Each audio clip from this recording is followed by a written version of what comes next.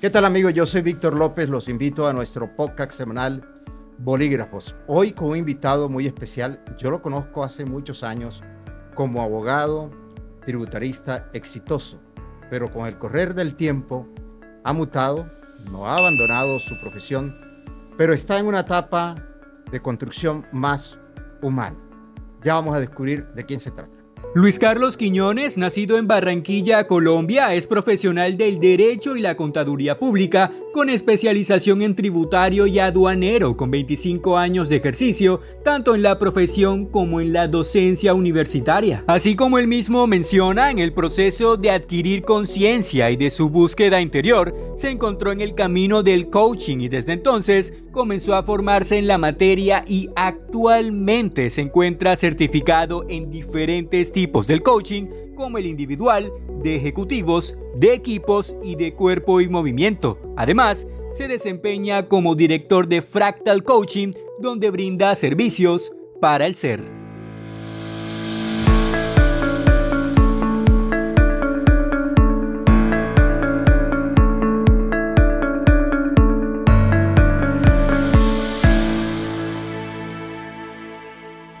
Luis Carlos Quiñones, gracias por aceptar esta invitación.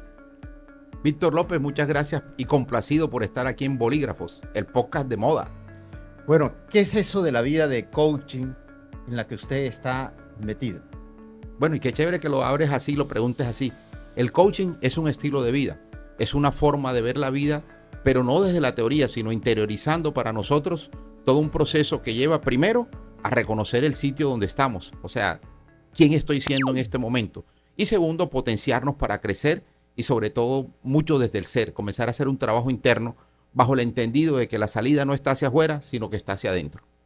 Bueno, hay mucha gente que está trabajando mucho el asunto de la vida humana, lo que pasa por nuestras mentes, y he leído textos donde le dicen a uno que el rencor es como un tizón que uno lleva dentro del alma, hay que sacarlo. ¿Este tema del coaching sirve para eso? Sirve para todo, hay una integralidad de cosas.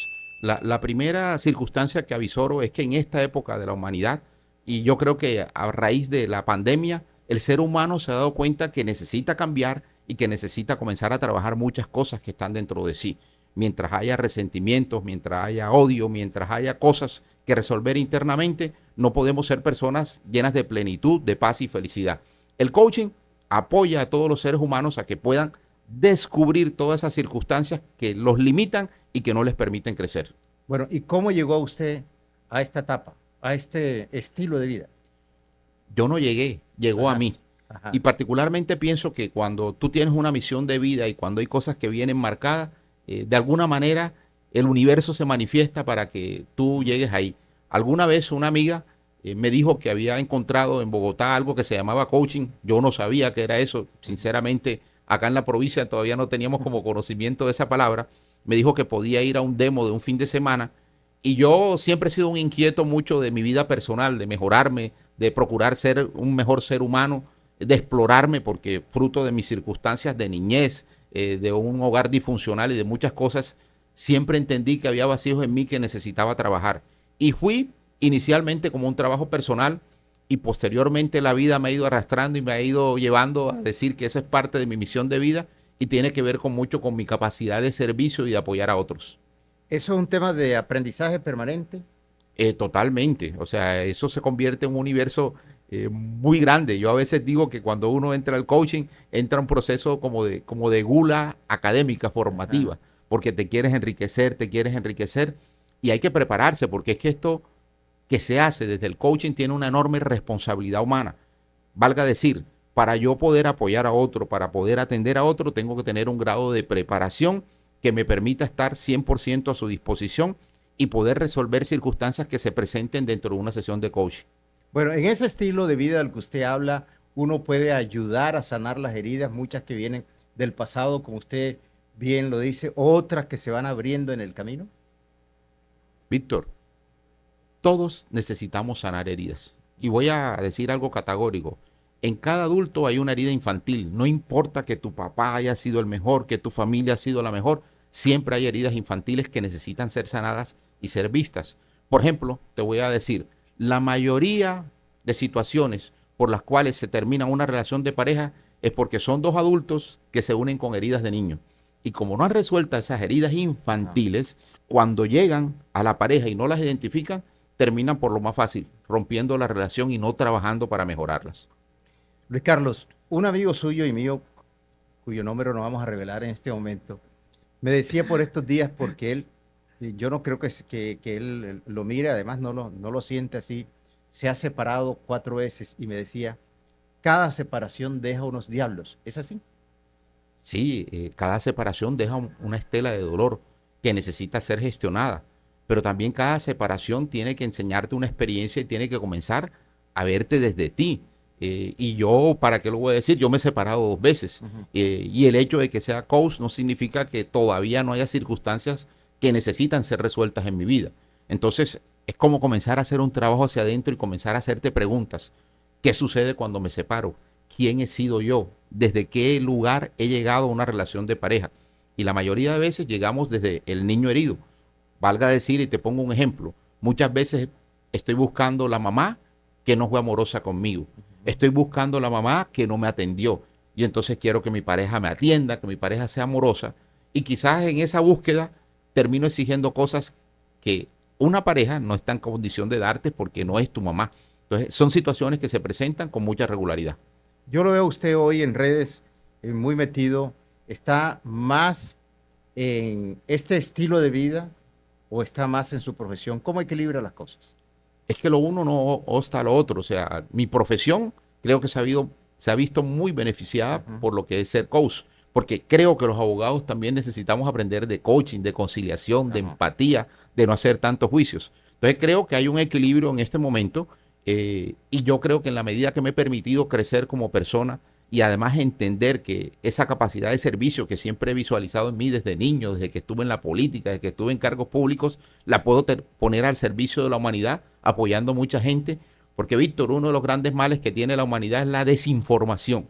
No sabemos cómo hacer, no sabemos cómo gestionarnos, no sabemos qué medidas tomar para enfrentar determinadas circunstancias difíciles que nos entrega la vida. ¿Tiene algo que ver esto con la religiosidad? No, para nada, para nada. Hay algo que sí creo, y eso lo voy a decir a motu propio, es que si el ser humano no cultiva una espiritualidad que no es religiosidad, que no tiene que ver con que sea católico, con que sea cristiano, con que sea lo que tú quieras ponerle, la espiritualidad ayuda mucho. El entendimiento de que hay algo más grande que nosotros nos permite en algún momento afianzarnos a ello. Entonces, particularmente yo sí practico meditación, yo sí oro, pero es por una convicción mía. Pero a cualquiera que le quiera recomendar o le pueda recomendar, también se lo digo, eso es parte de entregarnos un bagaje y una fortaleza afectiva y interna que nos permite potenciarnos. Porque lo he visto usted que no dicta cátedra, usted da consejos. Bueno, y también lo digo, muchas veces no doy consejo. Lo que establezco ahí es como vivencias, como cosas para cada cual desde su experiencia la tome. Porque parte de lo fundamental del coaching y que lo diferencia de pronto de otras disciplinas es que nosotros no aconsejamos. Nosotros a través de preguntas, a través de historias, a través de vivencias, a través de herramientas, dejamos que en este caso el cliente o la persona que nos esté escuchando tome decisiones a motu propio, bajo el entendido que todo ser humano tiene la respuesta a su vida. Tiene que saber cómo preguntársela y cómo respondérsela. Bueno, ¿usted tiene un grupo de consulta? Sí, obviamente, y aquí hay un grupo importante. Además, te debo decir, yo estoy afiliado a la Federación Nacional de Coaching, a la Federación Internacional de Coaching, porque parte de lo que estamos trabajando es que la gente entienda que quienes ejercemos esta profesión tenemos unas acreditaciones, unos grados de estudios que nos permiten de manera responsable atender mucha gente. Porque también te lo quiero decir, Víctor, y no quiero con ello entrar a despotricar o señalar a otros, fruto de que el término se ha vuelto muy pegajoso y se habla del coaching y el coaching. Hay mucha gente que hace un estudio de un fin de semana, que hace algo online de 2 semanas y se mete a ejercer, y eso de alguna manera perjudica a la profesión, porque aquí hay un grado de profundidad y de conocimiento del ser humano que necesita ser visto. Entonces, yo particularmente he estudiado coaching ontológico, he estudiado coaching de cuerpo y movimiento, estoy certificado en constelaciones organizacionales y familiares, he hecho una serie de estudios que me permiten estar a disposición de manera responsable con la persona que acuda a mí. Bueno, justo antes de iniciar este diálogo, yo le dije a usted eso, de que creo que también hay mucha gente que se está aprovechando, digamos, de esta modernidad para echarle carreta a la gente. Sí, eso sucede. Y bueno, y tú ves aquí en Barranquilla, el que Ajá. montó el carrito perro y le está yendo bien a las 5 semanas, hay 50 carritos de perro, no tan Ajá. buenos como ese, pero al final el que tiene el carrito de perro bueno, perdura en el tiempo. Entonces, y pareciera un ejemplo chistoso, pero sí, hay mucha gente que con el deseo de pronto de conseguir trabajo, con el deseo de pronto de resolver situaciones económicas, se mete y se aventura a esto. Lo que tiene que ver son las organizaciones que los contraten o las personas que también que vayan a acudir, mirar que efectivamente Ok. tengan sus acreditaciones. Sucede también en la profesión, por ejemplo, de los cirujanos estéticos. Hay gente que no va donde un cirujano, se pone en manos de una persona que no tiene el suficiente expertise y se ven las consecuencias posteriormente. Entonces, hay que ser muy responsable, no solo el que ejerce la profesión, sino quien acude al profesional. Es importante saber ante quién voy a acudir. Para certificarse como profesional en coaching, ¿cuánto tiempo se requiere? Yo me demoré en la escuela que estuve 1 año y medio, Ujú. que es una escuela que estaba ubicada en Bogotá, se llama Coaching Hall Internacional. Y después hice unos estudios de coaching ontológico, hice 2 años de constelaciones organizacionales y familiares y he hecho otros cursos, unos de duraciones más cortas, otros de duraciones más largas, pero debo entender que llevo 10 años estudiando esto. Bueno, ¿cuál es la aplicabilidad que tiene en el tema de salud? Se lo pregunto porque en una charla de amigos en la que compartimos hace poquito tiempo, usted revelaba algunas anécdotas de personas que usted ha encontrado una profunda tristeza, eh, desesperanzados, y usted ha ido y de alguna manera ha ayudado a levantarlos. Bueno, lo que pasa es que el ser humano es una integralidad y ya ha llegado el momento que inclusive la misma medicina ha ido avanzando para entender que lo físico tiene una interacción total con el Ujú. campo emocional. Entonces, el campo emocional realmente se manifiesta en el cuerpo a través de las enfermedades. Y ya hay muchos estudios que hablan inclusive que las enfermedades son procesos de sanación del mundo emocional. Entonces, cuando tenemos emociones que no son bien gestionadas, emociones que son, digamos que llevadas en silencio y que guardamos cuando tenemos secretos, todo eso va construyendo en nuestro cuerpo físico una cantidad, digamos, como de grupos o de productos que se van generando, de programas que se van desarrollando y que nos enferman. Entonces, comenzar a tratarlos, comenzar a mirarlos, comenzar a darles nombres y además comenzar a sanar ese mundo emocional es importantísimo para tener una buena salud. Y podemos hablar de hechos reales sin que usted me diga, me revela identidades. Sí, sí, yo he tenido casos, por ejemplo, un caso muy bonito me sucedió con una amiga que ella desafortunadamente había tenido una pérdida y una Ujú. pérdida natural y tenía como 1 año que iba donde los médicos, le dolía, le dolía, le dolía. Y algún día le dije, mira, ¿me permites practicar esto? Porque yo también soy como muy responsable. Claro. Yo hice un módulo de coaching de sanación y también terminé ahora algo que se llama Body Medicine, que es como mirar cuáles son los programas que las emociones desarrollan en el cuerpo. Y le hice un proceso muy bonito que tuvo que ver con que ella pudiera reconocer que en su cuerpo todavía tenía el bebé, no lo había soltado Ok. energéticamente. Poder hacer esa ceremonia, reconocerlo, despedirlo, dio como resultado que más nunca tuvo el dolor y que desde ahí no tuvo más esa enfermedad. Como esos casos he tenido varios que han sido casos, digamos que hasta las mismas personas pueden testimoniar que no son milagrosos, que sencillamente es como reconocer lo que está sucediendo y poder soltar esa emoción que al descargarla hace que el cuerpo físico esté en mejor forma. Es un tema más de una inyección a la mente. Es corporal, pero también es como sanar el alma, el corazón, porque es que necesitamos reconocer más que somos energía. Y cuando tenemos esas energías ahí, la energía del quien no pudo expresar, por ejemplo, algo que quería decir, se enferma la garganta. La energía, todas las energías se Ajá. manifiestan y se expresan de alguna forma. ¿Usted cree que buena parte de las enfermedades de las que sufrimos son el resultado de eso? Gran parte de las enfermedades tan es así que, por ejemplo, países tan avanzados como Alemania, ya hoy en día su sistema de salud trae como manera preventiva que la gente pueda comenzar a trabajar su mundo emocional y con eso han disminuido considerablemente el número de enfermedades. ¿Cómo lo miran a ustedes los profesionales que están en esta área? ¿Cómo los miran los médicos? No, realmente yo nunca he querido ser competencias para médicos. Creo que puede haber una integralidad. Es más, muchos médicos... No, me refiero que, ¿Cómo por nos ven? ejemplo, una persona No, que tiene un mundo de tristezas en su alma, va donde un médico y siempre ocurre, no le encuentran esto, el diagnóstico dice Sí. está sano. ¿Ese médico puede apoyarse o se ha apoyado en usted de manera particular? Para mí es importante que lo haga. Y vuelvo y te digo, ya hay muchos países en el mundo donde eso comienza a desarrollarse.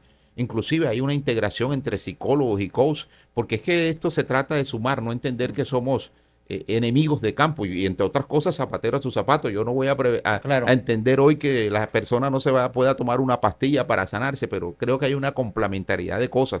Y si ambas cosas suman, bienvenido sea. ¿Por qué, Luis Carlos, hay tanto muchacho desesperanzado? Las estadísticas son sorprendentes de los jóvenes que se han intentado suicidar o se han suicidado. Víctor, curiosamente, y tú que trabajas en los medios de comunicación, en la era de las comunicaciones, porque las comunicaciones han avanzado considerablemente, estamos desconectados.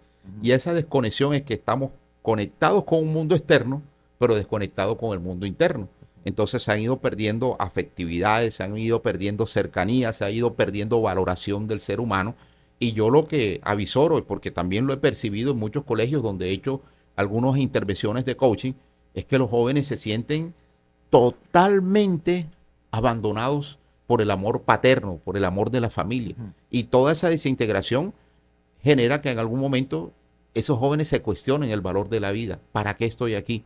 ¿De qué sirve esto? ¿Para quién soy importante? Nadie está pendiente de mí. Y comienza a generarse como una esfera ahí de desvalorización de la vida.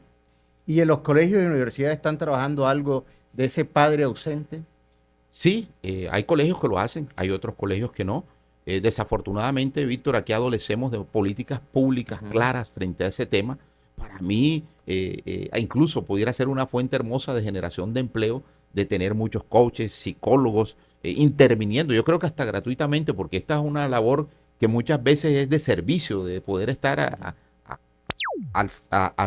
ahí estar para el otro, para disponer de eso. Entonces creo que hace falta una política pública frente a eso, porque tenemos un sistema educativo obsoleto, todavía creo que del siglo pasado, y necesitamos comenzar a reforzar ese tipo de competencias en todas las instituciones, tanto educativas de primaria y secundaria como en las universidades. Bueno, esos amigos que lo están viendo, que tienen necesidades afectivas, etcétera, etcétera, ¿cómo llegan a su grupo? ¿Eso económicamente qué representa? Bueno, no, como todo, hay como algunas consultas previas, porque además muchas veces desconoce cómo es la dinámica de un proceso de coaching. Yo siempre he considerado importante que quien quiera acudir a mí inicialmente tenga la certeza de qué va. Okay. Porque como no tienen claro eso, entonces digamos que esa primera sesión es una sesión totalmente gratuita, porque yo no pretendo que nadie vaya a usar un servicio mío sin conocer a qué va. Y también para que quede claro de que en ese proceso, más que yo ser un buen profesional, él necesita un ser humano consciente y responsable de él, comprometido con su causa, porque si no, nada va a pasar. Y por regla general, yo utilizo no sesiones, sino como paquetes, porque a veces la gente quiere ir a una sesión y cree que con eso resolvió su vida. Y no, necesitamos hacer un trabajo integral, serio y responsable que permita que pueda resolver todos aquellos espacios que necesitan ser resueltos. ¿Qué es eso de Latin Amor? Creo que se llama Latin Amor, que usted desde hace algún tiempo viene desarrollando. Víctor, ese es un regalo que yo quiero dejarle a Barranquilla. Entiendo que esta ciudad es una ciudad alegre, pero necesitamos mutar hacia ser felices. La alegría es algo circunstancial, la felicidad es un estado del alma. Y yo me siento comprometido como barranquillero de abrir un espacio donde todos podamos aprender a ser felices. Latin Amor es un congreso hoy en día direccionado a las organizaciones que tiene como presupuesto eso que se está trabajando ya en Japón y en las grandes ciudades, es que sin felicidad y amor no hay productividad y no hay resultados en las organizaciones.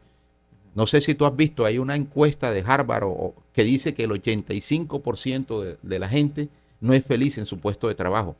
Eso nos debe llamar como humanidad a replantearnos qué pasa en el mundo laboral. ¿Y qué pasa?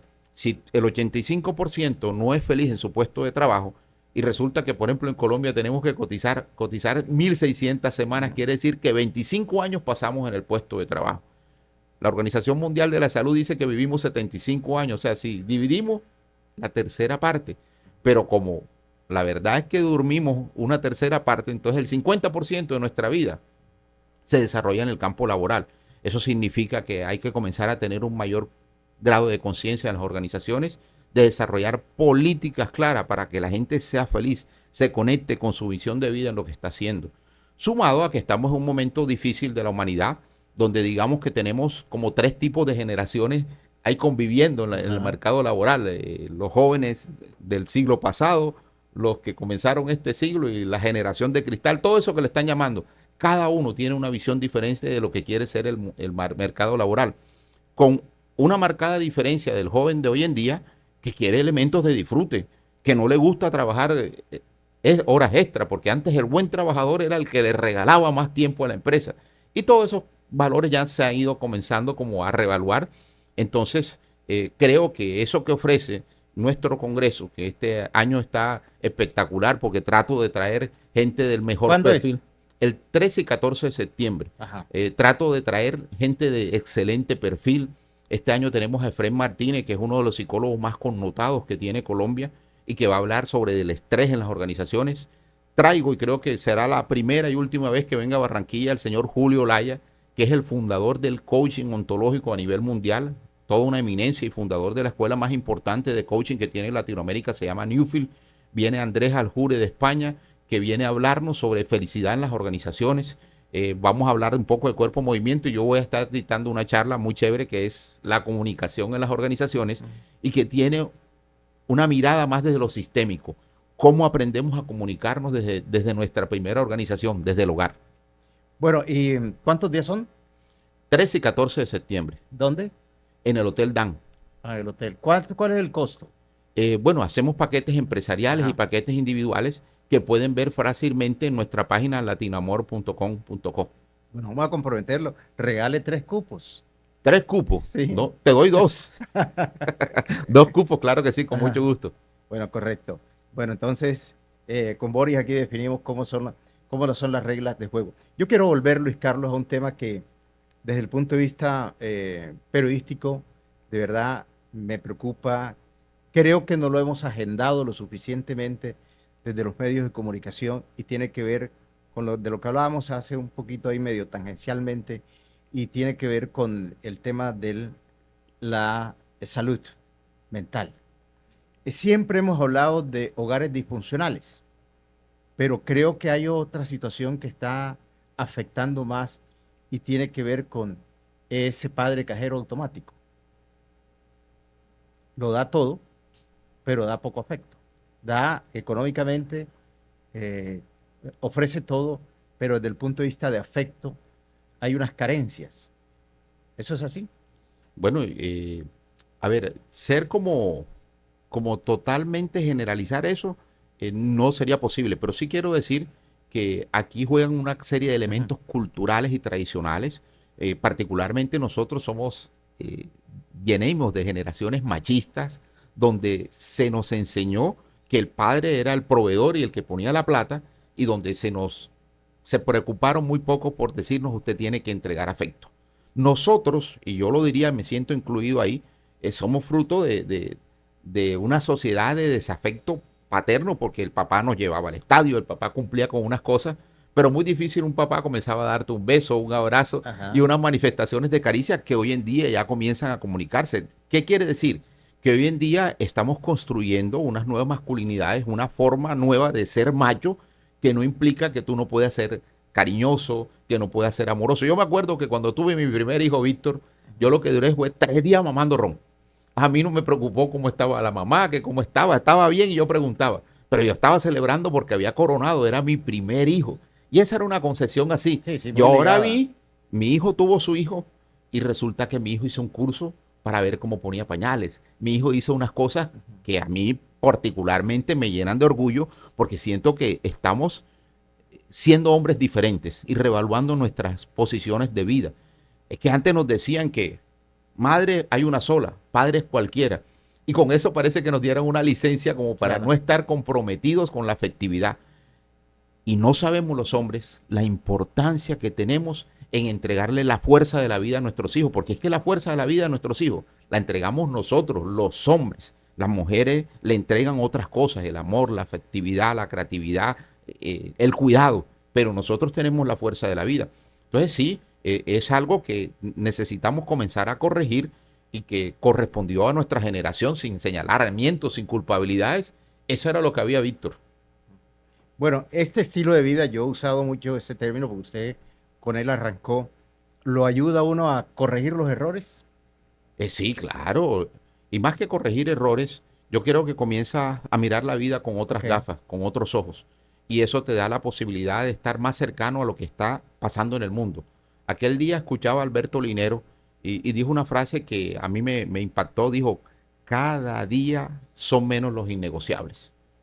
Eso quiere decir que el proceso de cambio y dialéctico de la vida, del mundo, nos obliga a mirar en qué podemos reevaluar nuestra forma de ser y estar, qué es necesario que cambiemos, en qué necesitamos flexibilizarnos, en qué necesitamos hacer menos juicios y más entender al otro, que nos dé una percepción también de aceptación sobre el otro. ¿Dónde se encuentra literatura alrededor de este tema? Hoy en día lo que hay es cantidades de libros. Yo utilizo mucho ChatGPT, es excelente. ChatGPT hasta hace sesiones de coaching. Y curiosamente, imagínate, Víctor, que yo le preguntaba, bueno, ChatGPT, y tú sí puedes reemplazar a un humano como coach. Y ese día me llevé la sorpresa de que ChatGPT me contestó que nunca, porque él no tenía el corazón ni la empatía que podía tener un ser humano. Ese día entendí de una honestidad. Claro, que quien hizo eso fue un ser humano y que lo hizo con un acto noble. Entonces, a veces, y yo escuché muchos colegas que estaban preocupados por eso, y lo que hay es que utilizar todas esas herramientas como ayuda y para facilitar la vida. Entonces, sí, claro, esto da muchas posibilidades de cambiar, de transformarnos, pero también de apoyar a otra gente y de comenzar a marcar un sendero frente a los que vienen. Yo aplico mucho de eso con mis hijos, con mis trabajadores. De hecho, yo tengo en mi empresa ya una división que es una división de la felicidad y conformamos el combo bacano y tiene que ver con que hacemos una serie de tertulias que tienen que ver sobre nuestra vida, sobre acontecimientos y le damos un matiz diferente al estar presente en la vida laboral. Porque tampoco tiene sentido estar pregonando y estar tirando el discurso cuando eso no esté sucediendo organizacionalmente con quienes están conmigo. Bueno, entonces, como el resumen es, hay necesidad de más pausa activa, de pasar más la página, de disfrutar más, de tener más música en el alma, ¿puede ser? Totalmente, es que la vida tiene que ser así. Y yo he llegado a la conclusión que lo más difícil para ser humano es entender que la vida es fácil, porque nosotros nos la hacemos difícil. Nos las complicamos. Totalmente. Luis Carlos, muchas gracias. No, gracias a ti. Y bueno, y aquí siempre a tus órdenes. Un abrazo fraterno, Víctor. Bueno, la próxima semana estaremos aquí en Bolígrafos.